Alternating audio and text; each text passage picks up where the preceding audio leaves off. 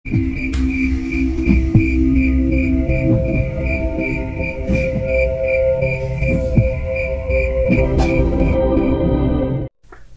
turun deras malam itu, mengiringi kesedihan yang tak terkira di hati Wira. Rumahnya yang biasanya riuh dengan tawa putri semata wayangnya, Laras, kini terasa sunyi. Hanya diselimuti suara air yang jatuh menghantam atap seng tua. Di pojok ruangan, terdapat sebuah dipan kayu, tempat Laras dulu sering duduk bersamanya, bercerita tentang mimpi-mimpinya. Sekarang dipan itu kosong, Laras telah tiada, meninggalkan ruang yang tak tergantikan dalam hidup Pak Wira. Kematian Laras yang mendadak dan penuh misteri menggemparkan seluruh penduduk desa. Tubuhnya ditemukan tergeletak di pinggir sungai dengan kulit pucat dan mata yang terbuka, seolah-olah mengungkapkan ketakutan yang tak terucap. Tak ada tanda-tanda kekerasan fisik di tubuhnya, namun semua orang di desa merasakan sesuatu yang ganjil. Laras adalah seorang gadis yang sehat, penuh semangat, dan terkenal akan kebaikannya. Kematian mendadaknya membangkitkan berbagai spekulasi. Warga desa mulai berbisik-bisik tentang kematian Laras. Beberapa di antara mereka bersumpah telah melihat hal-hal aneh pada malam sebelum kematiannya. Ada yang mengatakan melihat bayangan hitam bergerak cepat di sekitar rumah Laras. Lainnya mengaku mendengar suara jeritan aneh dari arah sungai di malam hari. Namun bisikan yang paling kuat dan menyeramkan adalah bahwa kematian Laras berhubungan dengan ilmu hitam. Dengar-dengar, Kisah Mudra yang melakukannya, bisik seseorang tetangga kepada Pak Wira di pemakaman Laras. Dia itu sedang bodoh tumbal, gadis perawan seperti Laras. Pak Wira terdiam, wajahnya tegang namun tak menjawab. Dia tahu siapa Kisah Mudra. Semua orang di desa mengenalnya sebagai dukun yang kuat. Rumahnya terletak di ujung desa, dikelilingi oleh pohon-pohon rimbun yang seolah-olah melindunginya dari pandangan dunia luar. Meski Kisah Mudra jarang terlihat di desa, kehadirannya selalu terasa, terutama ketika ada hal-hal aneh yang terjadi. Penyakit mendadak, kehilangan misterius, atau kematian yang tak wajar seperti yang dialami Laras. Pak Wira menolak untuk mempercayai desas-desus pada awalnya. Namun semakin banyak orang yang datang kepadanya dengan cerita serupa. Seorang wanita tua, tetua desa yang sudah jarang keluar rumah, datang ke rumah Wira dan mengatakan bahwa dia melihat bayangan hitam melintas ke arah rumah Kisah Mudra pada saat malam Laras meninggal.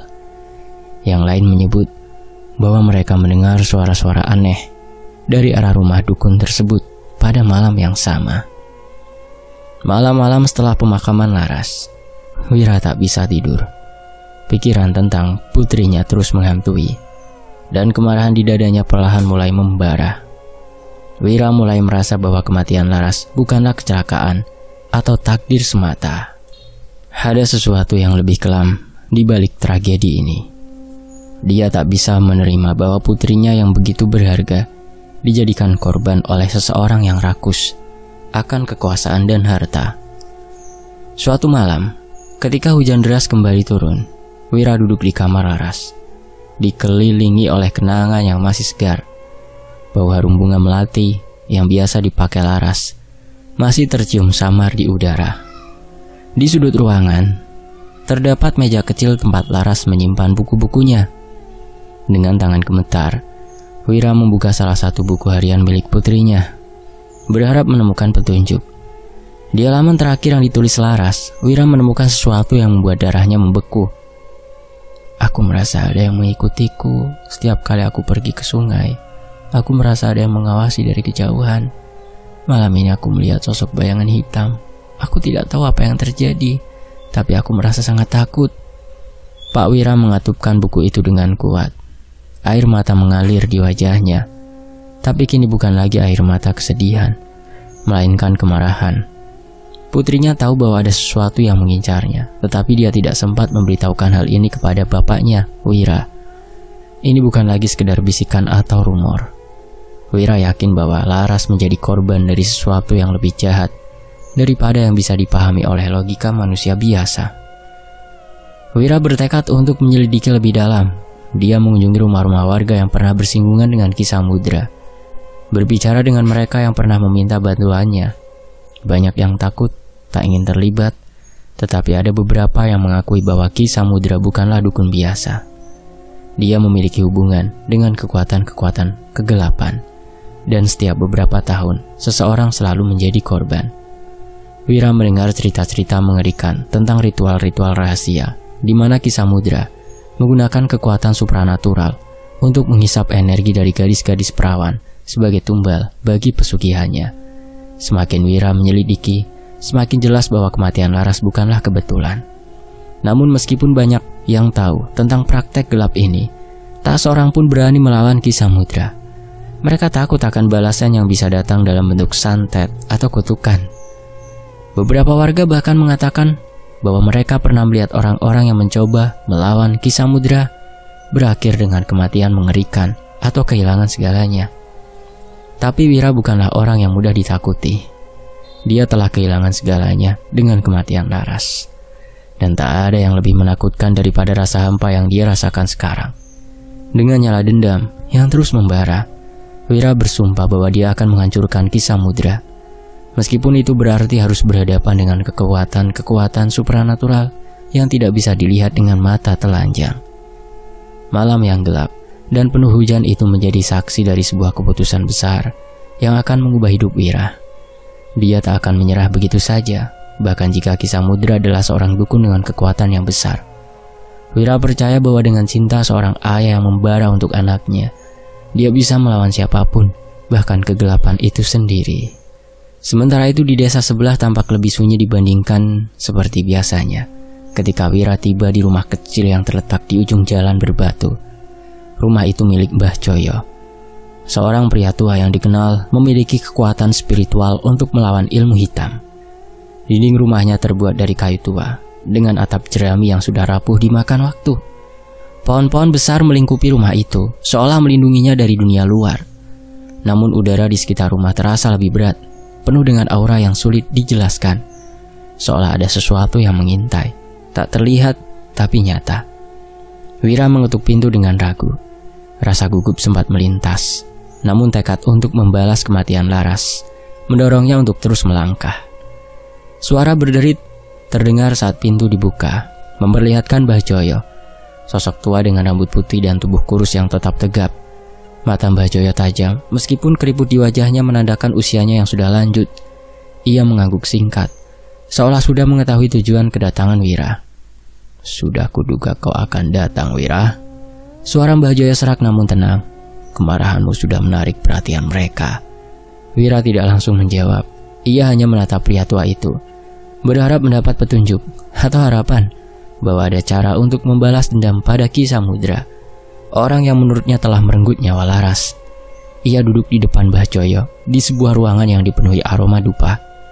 Patung-patung dan kain-kain tua menghiasi dinding, menciptakan suasana yang penuh misteri. Mbah Joyo memulai dengan peringatan yang menggetarkan hati. Ki Samudra bukan manusia biasa.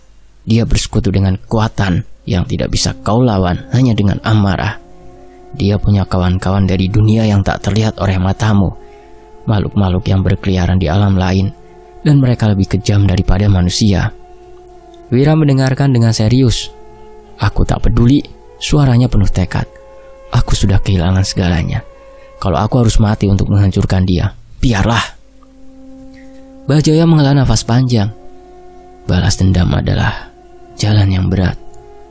Kau bisa saja memenangkan pertarungan, tapi kau tidak akan pernah benar-benar bebas.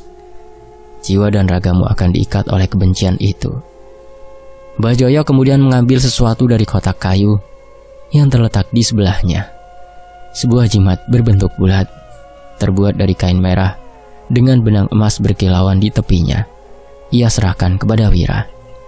"Ini jimat pelindung. Kau akan butuh ini. Jimat ini bisa menghalau kekuatan gaib yang mencoba mencelakaimu, tapi hanya untuk sementara." Wira menggenggam jimat itu erat. "Apa yang harus aku lakukan, Bah?" tanyanya meskipun hatinya sudah penuh dendam. "Ikuti doa-doa ini." Mbah Joyo mengajarkan Wira serangkaian doa khusus yang dipercaya mampu melawan ilmu hitam dan gangguan makhluk halus. Namun saat Mbah Joyo mengucapkan kata-kata terakhir dari doa itu, tiba-tiba sebuah bayangan melintas di sudut ruangan. Wira merasakan bulu kuduknya meremang. Matanya mencari sumber bayangan itu, namun tidak ada apa-apa. ia mencoba mengabaikan perasaan aneh yang tiba-tiba menyergapnya. Tetapi udara di ruangan itu terasa semakin dingin. Mbah Joyo hanya menatapnya dengan tenang, seolah sudah terbiasa dengan hal-hal seperti ini. Tapi ingat Wira, Mbah Joyo menambahkan, apa yang kau hadapi tidak hanya datang dari dunia nyata. Dunia gaib pun akan ikut terlibat. Semakin dalam kau menyelidiki, semakin kuat pula mereka mencoba menghentikanmu. Malam itu saat Wira pulang dari rumah Mbah Joyo, sesuatu yang aneh mulai terjadi. Hutan di sekitar jalan setapak tampak lebih gelap dari biasanya. Seolah-olah kegelapan itu hidup dan bergerak. Langkah Wira terhenti ketika dia melihat sesuatu dari sudut matanya. Sebuah sosok tidak jelas, namun berbentuk tinggi dan kurus, berdiri di antara pepohonan.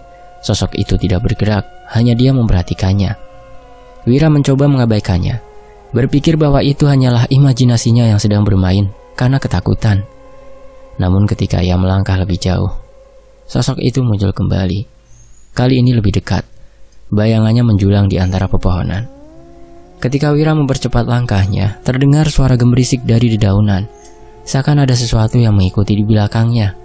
Dia berhenti sejenak, menoleh, namun tidak ada apa-apa.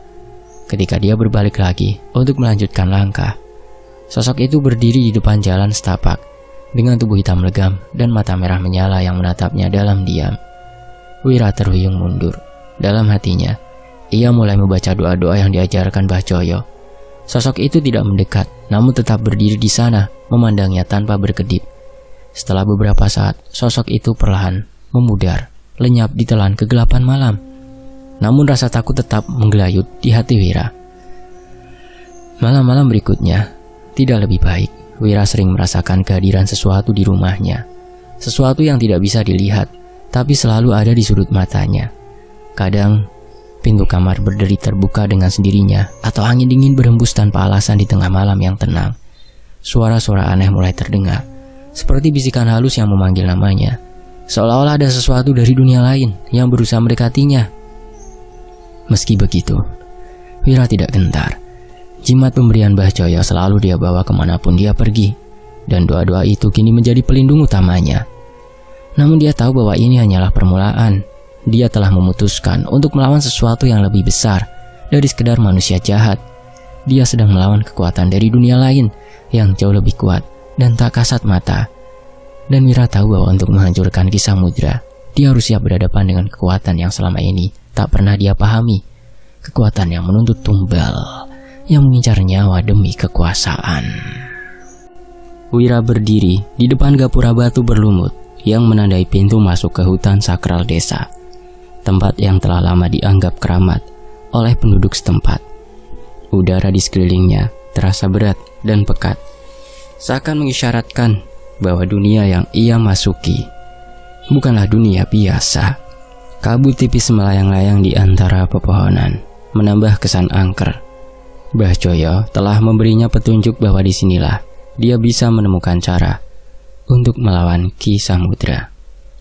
Namun, tempat ini juga penuh dengan kekuatan gaib yang siap menghadangnya. Setiap langkah Wira disertai suara dedaunan yang meremang di bawah kakinya. Angin berhembus dingin, membuat bulu kuduknya berdiri. Dia tahu, Ki Samudra pasti sudah mengirimkan makhluk-makhluknya untuk menghalanginya. Sudah 2 kali Wira melihat sosok bayangan yang bergerak cepat di antara pepohonan. Tapi setiap kali dia menoleh, sosok itu lenyap begitu saja, meninggalkan jejak misteri dan ketakutan. Ketika Wira mendekati sebuah pohon besar di tengah hutan, suasana tiba-tiba berubah. Udara menjadi lebih dingin, dan aroma busuk yang tak tertahankan menguar di sekelilingnya. Suara tawa serak dan mengerikan mulai terdengar, samar-samar di kejauhan. Namun semakin lama semakin dekat. Wira berhenti dan mencengkeram jimat di lehernya erat-erat. Jantungnya berdetak kencang, tapi ia berusaha tetap tenang. Dia tahu apa yang akan muncul. Dari balik pepohonan, muncul sesosok wanita dengan rambut panjang menjuntai hingga menutupi wajahnya. Tubuhnya ringkih, pakaian kumal yang compang-camping menutupi tubuhnya. Namun yang paling mengerikan adalah punggungnya berlubang besar dan menganga seperti telah dicabik dari dalam. Wira merasakan tenggorokannya tercekat ketika menyadari bahwa wajah makhluk itu mirip dengan putrinya, Laras. Sundel bolong, gumam Wira pelan, namun tubuhnya gemetar. Makhluk itu menyeret langkah mendekatinya, memperlihatkan senyum penuh dendam di balik rambut kusut yang menutupi wajahnya. Mata merahnya menatap lurus pada Wira, dan suaranya keluar dengan nada rendah yang menusuk. "Bapak, kenapa Bapak tidak menyelamatkanku?" Suara itu terdengar menyeramkan, penuh kebencian, namun dengan bayangan kasih sayang yang pernah dimiliki Laras. Wira menggertakkan giginya. Dia tahu itu bukan Laras yang sebenarnya. Ini hanyalah ilusi yang diciptakan oleh Ki Samudra untuk menghancurkan mentalnya. "Aku akan membebaskanmu, Nak," Wira berbisik, menguatkan dirinya sendiri. Makhluk itu mendekat semakin cepat, tapi Wira memejamkan mata dan mulai melafalkan doa-doa yang diajarkan Mbah Joyo. Saat doa-doa itu terucap dari bibirnya, sosok sundel bolong itu mengerang keras, mengundurkan diri ke bayang-bayang. Namun sebelum benar-benar menghilang, dia meninggalkan pesan mengerikan dengan suaranya yang serak. "Kau tidak akan pernah menang. Jiwa Laras sudah menjadi milik kami." Setelah sosok itu lenyap, Wira terhuyung. Nafasnya terengah-engah. Meskipun tubuhnya gemetar, tekadnya semakin kuat. Dia tahu ini hanyalah salah satu dari banyak ujian yang akan datang. Makhluk-makhluk ini dikirim untuk melemahkannya, baik secara fisik maupun mental. Tetapi dia tidak akan mundur. Beberapa hari kemudian, setelah penampakan menyeramkan itu, Wira merasa semakin terdesak.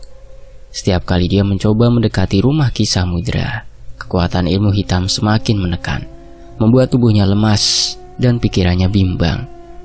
Pintu rumah Ki Samudra selalu terasa terjaga oleh kekuatan gaib yang tak kasat mata.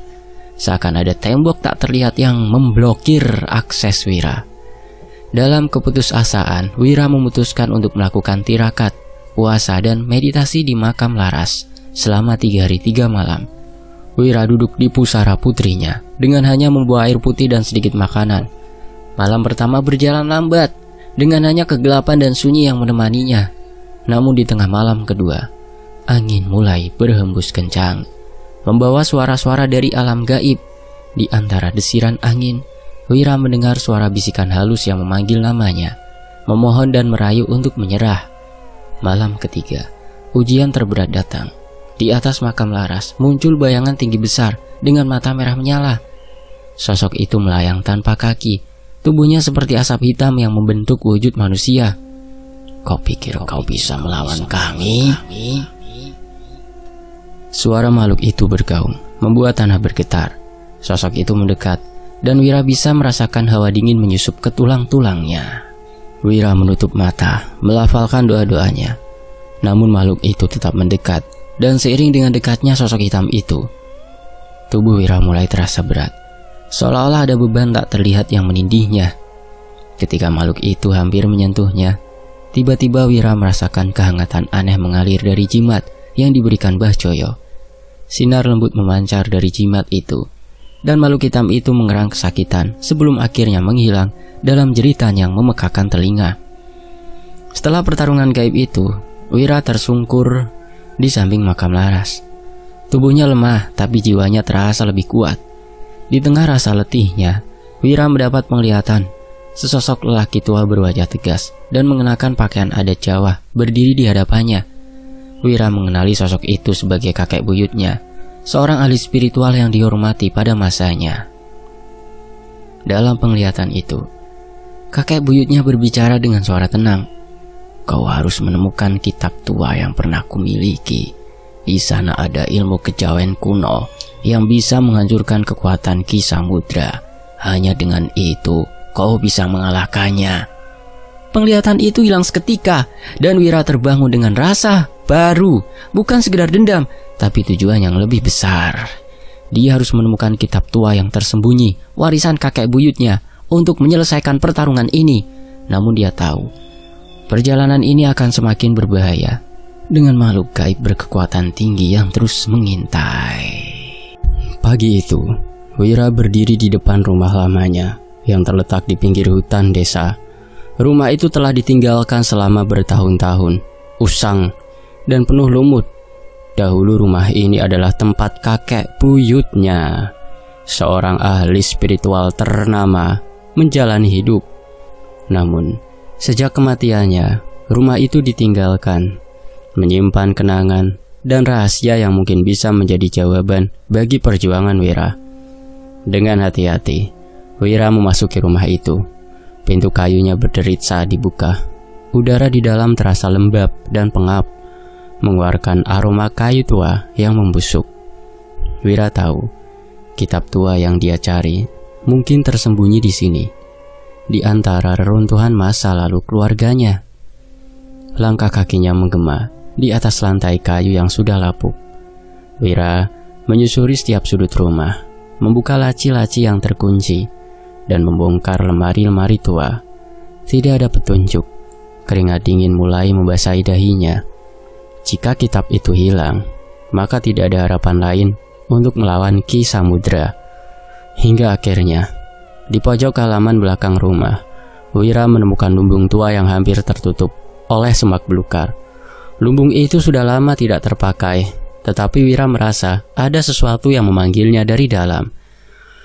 Dia menyingkirkan tumbuhan liar yang menutupi pintu lumbung, dan dengan susah payah mendorong pintu kayu yang berat itu hingga terbuka. Di dalam lumbung yang gelap dan berdebu, Wira melihat sebuah kotak kayu tua yang terkunci dengan rantai besi. Rantainya sudah berkarat, dan dengan sedikit usaha, Wira berhasil membuka kunci itu. Di dalam kotak tersebut tersimpan kitab kuno yang selama ini dia cari. Kitab itu terbungkus kain merah tua, seakan dijaga agar tidak rusak oleh waktu. Wira merasakan getaran aneh saat menyentuhnya, seolah kitab itu memiliki kekuatan tersendiri. Dengan hati-hati, dia membuka kain pembungkusnya dan menemukan lembaran-lembaran kuno bertuliskan aksara Jawa yang sudah hampir pudar. Di dalamnya tertulis mantra-mantra pelindung yang hanya bisa dipahami oleh orang-orang yang menguasai ilmu kejawen. Saat Wira membaca lebih lanjut, dia menemukan bagian yang paling penting, cara untuk mengalahkan kekuatan gaib yang dipakai dukun sakti. Di sana tertulis bahwa untuk mengikat kembali kekuatan gaib ke asalnya, Wira harus melakukan ritual pemanggilan terhadap sosok yang sangat berbahaya, sang penguasa Laut Selatan yang dikenal memiliki kekuatan luar biasa. Ritual itu bukanlah sesuatu yang bisa dilakukan sembarangan. Menurut kitab tersebut, Wira harus pergi ke pantai selatan, membawa sesaji yang tepat, dan melakukan upacara di tepi pantai pada tengah malam. Namun ritual ini penuh dengan resiko besar. Sosok kuat yang menunggui pantai selatan dikenal sebagai sosok yang tidak mudah diajak berunding, apalagi dimintai bantuan. Banyak orang yang berani memanggilnya, namun akhirnya tidak pernah kembali. Wira menimbang-nimbang. Rasa takut menyelimuti hatinya. Memanggil makhluk sekuat itu bukan keputusan yang bisa diambil dengan mudah. Namun, dia tahu ini adalah satu-satunya cara. Ki Samudra memiliki kekuatan gaib yang begitu besar, dan Wira tidak bisa melawan dengan kekuatan biasa. Dia harus mengambil resiko ini, meski nyawanya menjadi taruhannya. Dalam kitab itu juga tertulis bahwa jika Ratu Pantai Selatan setuju untuk membantu, Wira harus siap memberikan sesuatu yang sangat berharga sebagai gantinya. Tidak disebutkan apa yang harus dikorbankan, tetapi Wira tahu bahwa hal itu pasti tidak akan mudah. Ratu Pantai Selatan dikenal menuntut balas jasa yang mahal, seringkali lebih dari yang bisa dibayangkan manusia biasa. Mbah Joyo pernah memperingatkannya bahwa setiap upaya untuk melibatkan makhluk dari alam gaib selalu membawa konsekuensi besar. Tapi Wira yang dipenuhi oleh dendam dan tekad untuk membalas kematian putrinya, merasa bahwa dia tidak punya pilihan lain. Rasa kehilangan yang dia rasakan begitu dalam, dan keadilan untuk Laras tidak bisa ditunda lagi. Dengan kitab di tangannya, Wira meninggalkan lumbung tua itu. Dia tahu perjalanan berikutnya akan membawa dia ke tepi pantai selatan, tempat yang penuh dengan legenda dan cerita menakutkan. Angin laut, ombak besar dan kekuatan supranatural menanti di sana. Wira harus bersiap untuk menghadapi yang tak terbayangkan, karena Ki Samudra tidak akan mudah dikalahkan dan dia harus siap menghadapi segala macam konsekuensi yang mungkin terjadi dalam ritual tersebut. Malam itu, di bawah langit yang gelap tanpa bintang, Wira bersiap untuk perjalanan menuju pantai selatan, membawa harapan terakhirnya untuk menghentikan kekuatan jahat yang telah merenggut nyawa putrinya. Malam yang dinanti akhirnya tiba. Wira berdiri di tepi pantai selatan, di bawah rembulan pucat yang terselubung awan tipis. Angin laut bertiup kencang, membawa aroma asin yang menyengat dan suara ombak yang menghantam karang dengan kekuatan mengerikan. Di hadapannya, lautan hitam menghampar, seolah menyimpan rahasia tak terjamah dari dunia gaib. Wira telah menyiapkan sesaji, bunga melati, dupa, kembang staman, dan kain berwarna hijau laut. Semua elemen yang diperlukan sesuai petunjuk dalam kitab tua. Dengan hati yang berat, Wira menyalakan dupa, memanjatkan doa-doa dari mantra yang tertulis di kitab itu. Bau kemenyan mulai menyebar, mengambang di udara malam yang semakin mencekam. Wira tahu, ini adalah titik tanpa kembali. Sekali memanggil Ratu Pantai Selatan, nasibnya akan berada di tangan kekuatan yang tidak bisa diprediksi. Ombak semakin keras. Seakan lautan merespon panggilan Wira. Tiba-tiba, suhu udara di sekitarnya turun drastis. Wira bisa merasakan dingin menusuk tulang, seolah lautan telah menghisap semua kehangatan dari tubuhnya. Ketika Wira mengucapkan mantra terakhir, suara ombak mendadak terhenti. Sejenak dunia seakan membeku. Lalu dari kedalaman laut yang gelap, muncul sosok yang begitu memukau, namun mengerikan. Sosok Ratu Pantai Selatan. Sosok perempuan tinggi dengan pakaian kebesaran berwarna hijau zamrud melangkah keluar dari air tanpa setetes pun membasahi pakaiannya. Wajahnya cantik, tetapi dingin seperti batu karang yang dihantam ombak selama berabad-abad. Matanya bersinar, penuh dengan kekuasaan yang tidak bisa dijangkau manusia biasa. Di belakangnya, air laut bergejolak, memunculkan bayangan makhluk-makhluk hitam besar yang mengintai dari bawah permukaan. Siapa yang berani memanggilku? Suaranya bergema, terdengar seolah berasal dari kedalaman laut itu sendiri. Wira berlutut, menundukkan kepalanya dengan penuh hormat, meski tubuhnya bergetar oleh rasa takut. Hamba Wira memohon bantuan Paduka untuk mengalahkan musuh yang menggunakan kekuatan gaib untuk merenggut nyawa putri hamba. Ratu Pantai Selatan menatapnya tanpa emosi. Kau tahu, kekuatanku tidak datang tanpa harga. Wira menggenggam kitab tua di tangannya. Ingat akan semua peringatan yang dia baca. Dia tahu bahwa untuk mendapatkan bantuan Ratu Pantai Selatan, dia harus membayar dengan sesuatu yang jauh lebih berharga dari sekedar materi. Dengan suara yang tegas, Wira menjawab, hamba siap membayar harganya, bahkan nyawa hamba sendiri jika itu diperlukan. Sang ratu tersenyum tipis, tetapi senyumnya penuh teka-teki. Hei kau manusia, nyawa bukan satu-satunya harga. Kadang yang kau korbankan lebih dari sekedar hidupmu. Kau harus siap untuk kehilangan sesuatu yang lebih besar. Wira menatapnya dengan penuh tekad. Hamba rela demi keadilan untuk putri hamba. Sang ratu mengangkat tangannya, dan angin kencang mulai berputar di sekitar Wira, seolah dunia di sekelilingnya mulai terlepas dari realitas. Langit yang tadinya gelap semakin pekat, hingga warna hitamnya tampak menelan segala sesuatu di sekitarnya. Dari balik kabut tebal yang muncul, tiba-tiba sosok-sosok gaib mulai bermunculan. Wira melihat bayangan-bayangan hitam melayang dengan mata merah menyala, tubuh kurus kering, dan wajah-wajah yang tampak sekarat. Di antaranya muncul sesosok sundel bolong yang menyerupai Laras. Sosok sundel bolong itu perlahan mendekat. Wira tidak bisa menahan diri untuk tidak merasakan gelombang kesedihan dan rasa bersalah yang luar biasa.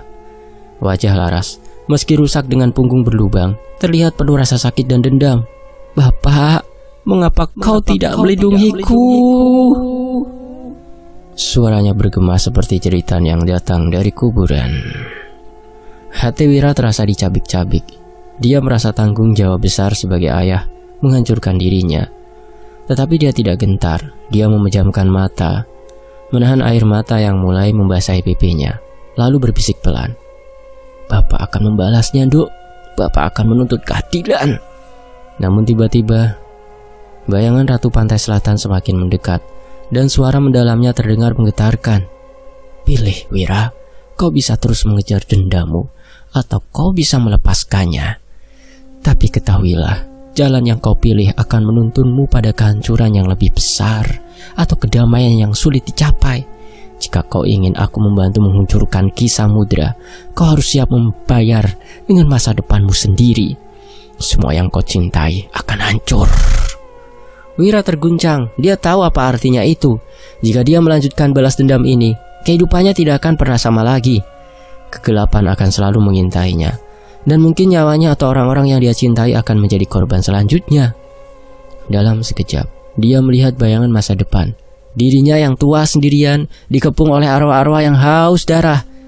Putrinya mungkin akan dibebaskan dari bayang-bayang kematian, tetapi dia akan kehilangan lebih banyak dari yang dia kira. Di detik itu, Wira harus membuat keputusan. Apakah dia akan mengorbankan masa depannya untuk menghancurkan Ki Samudra, atau dia akan memaafkan dan mengakhiri dendam yang menggerogoti jiwanya? Angin laut semakin kencang, dan mata Ratu Pantai Selatan terus menatapnya, menunggu jawabannya. Sementara itu di sisi lain, malam itu badai mengamuk di desa. Hujan turun deras, kilat membelah langit, dan angin meraung seperti jeritan arwah gentayangan. Wira berdiri di pinggir hutan, di depan gua keramat yang menjadi tempat ritual pesugihan Ki Samudra. Di dalam, dukun hitam itu sedang mempersiapkan sesaji untuk memperbarui kekuatan pesugihannya. Sesekali kilat menyambar, menerangi bayang-bayang mengerikan yang menari-nari di sekitar pintu goa. Wira tahu, ini adalah saatnya. Dengan jimat pelindung dari Mbah Joyo di tangannya dan mantra-mantra kuno yang sudah dia hafalkan, dia melangkah maju. Setiap langkah terasa berat, seakan bumi menolaknya mendekati tempat itu. Dari kejauhan, Wira bisa melihat bayangan hitam yang menyelubungi goa. Seolah ada sesuatu yang jauh lebih gelap dari malam itu yang menyelimuti tempat tersebut. Begitu Wira melangkah ke dalam goa, dia bisa merasakan suhu turun drastis. Di hadapannya, Ki Samudra berdiri dengan tangan terangkat ke langit. Mulutnya melafalkan mantra-mantra. Di sekeliling dukun itu, makhluk-makhluk gaib berkerumun. Mereka tampak seperti bayangan yang berkabut dengan mata merah menyala dan wajah tak berbentuk. Salah satu dari mereka di tempat gua ini bersosok lebih besar dan menyeramkan. Beda saat Wira menghampiri kediaman si dukun Ki Samudra. Di tempat ini, sosok-sosok menyeramkan tampak mendekati Wira.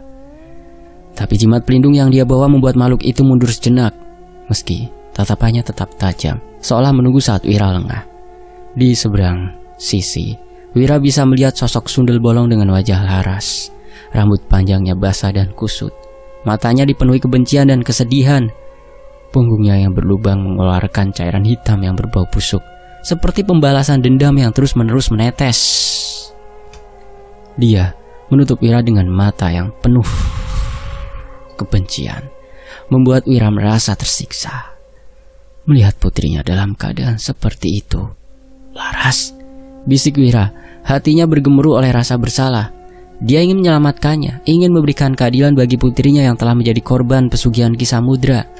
Tetapi dia juga tahu, semakin dalam dia tenggelam dalam dendam, semakin jauh Laras dari kedamaian. Ki Samudra membuka matanya, menatap Wira dengan senyum licik. Kau datang untuk membalaskan dendam putrimu? Suaranya dingin dan menggema di seluruh ruangan. Kau pikir bisa melawanku, Wira? Aku sudah menguasai kekuatan yang jauh melampaui batas manusia biasa.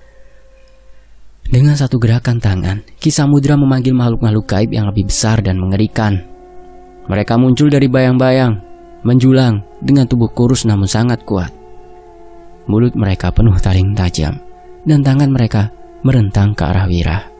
Suara-suara aneh bergema, seperti jeritan ruh-ruh yang terperangkap di dalam dimensi lain. Wira tidak mundur. Dia mulai melafalkan mantra-mantra pelindungan yang diajarkan Mbah Joyo. Tapi semakin dia melafalkan, semakin kuat tekanan dari alam gaib. Makhluk-makhluk itu mendekat, dan meskipun jimat Mbah Joyo bergetar, tampaknya tidak cukup kuat menahan kekuatan gelap Ki Samudra. Dalam kekacauan itu, Wira tiba-tiba mendengar suara lembut yang menggetarkan hatinya. "Bapak, hentikan Pak. Dendam ini tidak akan membawaku pulang." Suara Laras, tapi kali ini suaranya lembut dan penuh permohonan, berbeda dengan sundel bolong yang penuh kebencian. Wira terdiam. Peringatan Bajoyo kembali bergema di kepalanya. "Balas dendammu tidak akan membawa kedamaian, hanya kehancuran. Kau akan hancur di tanganku." Dan kini Wira menyadari kebenaran kata-kata itu. Dendam ini tidak hanya merenggut putrinya, tapi juga mengurung ruh Laras di antara dunia. Keinginannya untuk membalas dendam telah membuat arwah putrinya terperangkap, tak bisa menuju kedamaian yang layak untuknya, yang harusnya di tempat yang semestinya. Pertarungan di dalam diri Wira semakin sengit. Di satu sisi amarahnya terhadap Ki Samudra membara, menginginkan balas dendam yang setimpal. Namun di sisi lain, cinta dan kerinduannya kepada Laras memohon untuk melepaskan dendam itu agar putrinya bisa beristirahat dengan tenang di alam baka. Tiba-tiba makhluk-makhluk gaib yang dikirim Ki Samudra menyerang. Wira melawan dengan segenap kekuatannya, mengeluarkan mantra-mantra terakhir dari kitab tua. Tapi pada saat yang sama, dia bisa merasakan bahwa dirinya semakin lemah, seolah energi hidupnya tersedot oleh kekuatan jahat di sekitarnya. Dalam kekacauan itu, bayangan Laras muncul di depan Wira lagi. Kali ini tanpa wujud sundel bolong, dia tampak seperti dirinya yang dulu, gadis perawan yang baik hati dengan senyum manis. "Bapak, lepaskan aku ya, biarkan aku pergi Pak," bisiknya lembut namun penuh harap. Wira memejamkan matanya. Air mata mulai mengalir deras di pipinya. Dengan penuh perjuangan batin, dia meletakkan jimat perlindungannya di tanah. "Baiklah, aku akan memaafkan. Aku akan melepaskan dendam ini," bisik Wira, suaranya serak. Dan tiba-tiba badai di luar gua meledak dalam satu letusan besar. Makhluk-makhluk gaib yang mengepung Wira menghilang dalam kilatan cahaya yang menyilaukan. Ruangan terguncang dan tanah di bawah mereka terbelah. Kilat menyambar gua, membuat Ki Samudra berteriak dalam kemarahan. "Tidak, kau bodoh Wira. Dendam adalah kekuatan. Dengan melepaskannya, kau menghancurkan segalanya." Namun Wira tetap diam, menunduk dengan tenang. Dia tahu bahwa dengan melepaskan dendamnya, dia telah membebaskan roh putrinya. Laras tersenyum padanya, perlahan memudar ke dalam cahaya terang. Ki Samudra yang kini kehilangan kekuatannya, tersedot oleh celah di tanah, ditelan oleh karma yang selama ini dia hindari. Teror yang dia ciptakan akhirnya kembali menelan dirinya sendiri. Saat badai mereda dan langit kembali tenang, Wira berdiri sendirian di tepi goa yang kini runtuh. Meski tubuhnya lelah dan hatinya hancur, ada kedamaian baru yang mengisi dirinya. Dia telah kehilangan putrinya, tapi dia juga telah melepaskan beban dendam yang menggerogoti jiwanya. Ki Samudra kehilangan segalanya setelah ruh-ruh jahat yang dia panggil selama bertahun-tahun hancur oleh kekuatan yang Wira lepaskan. Ki Samudra terpuruk dalam kehancuran yang tragis. Tanpa perlindungan dari makhluk-makhluk gaib yang selama ini menopangnya, tubuhnya rapuh dan jiwanya terkikis oleh bayangan-bayangan dari dunia lain. Bayangan hitam terus mengejarnya, menghantui setiap detik terakhir hidupnya. Malam demi malam, dia dihantui oleh jeritan-jeritan dari makhluk-makhluk yang dulunya dia perintah. Tidak ada tempat untuk bersembunyi, tidak ada jalan keluar. Ki Samudra, sang dukun yang dulu begitu berkuasa, akhirnya meninggal dalam keadaan mengenaskan. Wajahnya pucat dan penuh ketakutan, seolah-olah diseret ke dalam kegelapan oleh bayangan-bayangan yang tak kasat mata. Berita kematian Ki Samudra menyebar cepat di desa. Warga yang dulu takut akan kekuatannya kini merasa lega. Namun bagi Wira, kemenangan ini tidak membawa kebahagiaan seperti yang dia harapkan. Meski dia telah mengalahkan Ki Samudra dan menghentikan teror ilmu hitam yang menghancurkan hidupnya, Wira merasa ada sesuatu yang hilang dalam dirinya. Keadilan memang tercapai, tapi rasa kehilangan putrinya tidak pernah bisa digantikan oleh apapun, bahkan oleh kemenangan. Setelah semuanya berakhir, Wira kembali ke desa. Hujan masih sering turun, menyelimuti tanah yang telah melalui banyak penderitaan. Tapi kali ini Wira kembali sebagai pria yang berbeda, lebih bijak, lebih sadar akan kekuatan dan dampak dari balas dendam.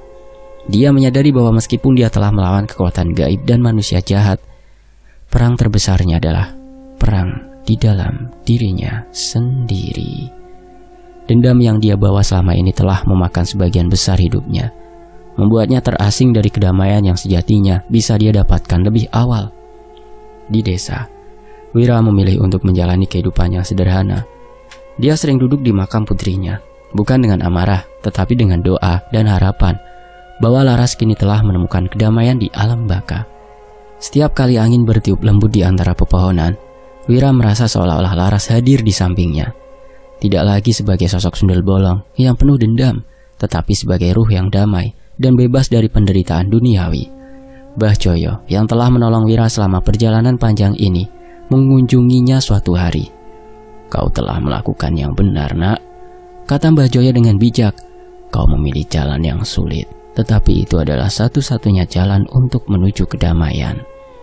Balas dendam memang membawa kehancuran, bukan hanya bagi musuhmu, tetapi juga bagi dirimu sendiri. Kau sudah menyadarinya sekarang." Wira hanya mengangguk pelan, menatap Cakrawala yang cerah. Di dalam hatinya, dia tahu bahwa meskipun masa lalu penuh dengan luka, masa depan masih bisa diisi dengan kebijaksanaan dan pengampunan. Dia tidak lagi mencari kekuatan atau pembalasan, hanya kedamaian untuk dirinya sendiri dan ruh putrinya. Wira telah berdamai dengan kematian Laras, serta dengan dirinya sendiri. Meskipun rasa sakit itu mungkin tidak akan pernah benar-benar hilang, dia tahu bahwa hidup harus terus berjalan. Desa kembali tenang, bebas dari teror Ki Samudra, dan Wira akhirnya menemukan apa yang selama ini dia cari, bukan balas dendam, tapi ketenangan hati. Saya doakan buat teman-teman yang menonton di sini di Fakta Sejarah, semoga hatinya selalu kaya ya. Dan sampai di sini dulu Fakta Sejarah pamit. Wassalamualaikum, sampai jumpa di kisah lainnya. Tetap di Fakta Sejarah. Mohon maaf kalau ada salah kata ya. Wassalamualaikum.